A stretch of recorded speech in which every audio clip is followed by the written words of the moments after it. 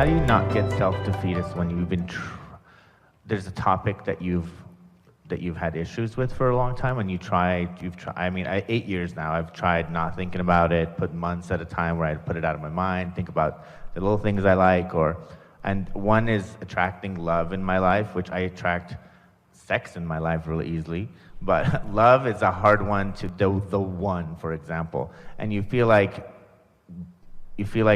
well, you know how law of attraction works, and obviously I've tried everything, and I feel like I'm doing something wrong now, and it's not. Well, first we want to say, listen to your conversation, and we know it's the perfect opportunity to have this conversation because you can't find an answer unless you present the question. But if the question just remains really active in you for year after year after year after year, then your experience remains a response to the question that's active. In other words, you've got to stop. The vibration of a question and the vibration of an answer are different frequencies. The vibration of a problem and the vibration of a solution are different frequencies.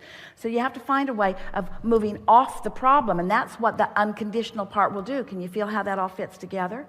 So you just described a condition that you keep active because you keep observing it. It's like a vicious cycle. Esther argued with us about this for a long time in the beginning. She would say, well, Abraham, it's true.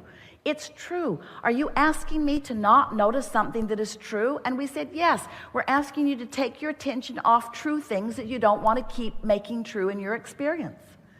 Because you observe it, and then you offer the vibration of it, and then, of course, the universe will deliver it to you over and over and over again. So now we've been saying that to you for years. 8 years, haven't heard it, so we're going to say it to you different today. So the way we're saying it to you different today is, so you tell us again, succinctly, the condition that needs to change so that you can feel love. I'm actually going to tell you what I usually my rampage that's usually happening. Answer the question if you would, please, and then you can rampage all you want. But but answer the what is the condition? You just presented it to us, so just say it clearly. I need to find my true love in order to what? To when I wake up in the morning to feel love, I guess. And so are you saying to us that a condition needs to change? There needs to be somebody there that is that object of your attention to which you feel that love before you can feel that love. No, and I do feel love, I just don't feel love with someone else. So are you saying that it would be easier for you to feel that true love if there was someone there with you to which you felt that true love? Yeah. That's logical, isn't it? But you can't get there from there. You can't get there from there because the vibration that you've got going on is preventing you from getting there. So you have to shift something. So if the condition is, you need to be there so that I can love you, and since you're not there, I can't love you. But you need to be there, and then I will feel love for you, but where are you? I can't love you. I can have sex with you, but I don't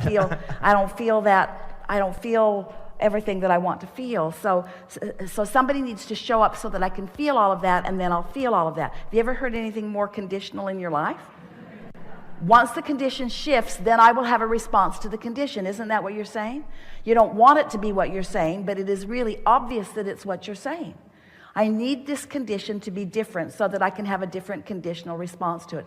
We're going to be really stubborn about this, and we're going to say it the way you mean it, because the universe doesn't hear what you say, the universe hears what you mean. I need this to be different so that I can feel different about it. That's what you're saying. Do you agree?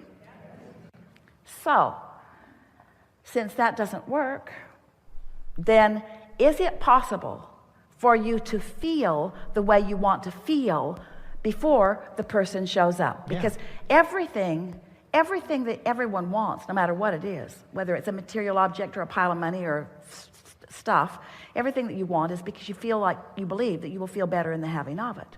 So let's focus on the love that you want to feel for someone. So just use some words. What does it feel like? What does that love feel like? It feels like warmth, it feels like sharing, it feels like well-being. It feels a bit like security. It feels like appreciation. It feels like appreciating. It feels like being appreciated. It feels like stability. It feels like respect. It feels like fun. It feels like spontaneity. It feels like cleverness. It feels like humor. It feels like life. It feels like zest. It feels sensual. It feels like being alive. It feels like eagerness. It feels just right. It feels like home. It feels like well-being. It feels like fun. It feels like stability. It feels like appreciation. It feels like appreciating. It feels like spontaneity. It feels like being on vacation. It feels like home. It feels like comfort. It feels like honoring. It feels like honesty. It feels like home. It feels like well-being. It feels like who I am. It feels like love. It feels like source. It feels like clarity. It feels full. No wonder you want it. Doesn't it feel like all of that? And can you get on an emotional rampage like that without generating some of those feelings within yourself unconditionally? And what we're saying is, do that for a little while, and someone who matches that will. We don't want to say show up on your path. We want to say they're already on your path, but you'll realize it because you will be in the frequency that allows you to zig and zag and rendezvous. Is there one person that would fit my future, or can different people come until maybe the one that I'm supposed to be with come? Is it let's say I line up, right? What difference does it make if there's pleasure on the path? That's really what we want to say. That you all get so hung up on the final path that you miss this and this and this and this and this and this and this. In other words, your path is never ending. Your path is continually unfolding. But your path can be everything. You can realize everything that you want in a relationship now. You have to put up with things that are missing, because when you put up with things that are missing and observe things that are missing, that conditional awareness of things that are missing holds you in a place of not allowing what you really want to come. We don't want you to put up with what you don't want. We want you to find a way to find vibrational accord with what you do want, which means you got to get off the specifics that haven't lined up yet to the vibrational core of it, and then it will come.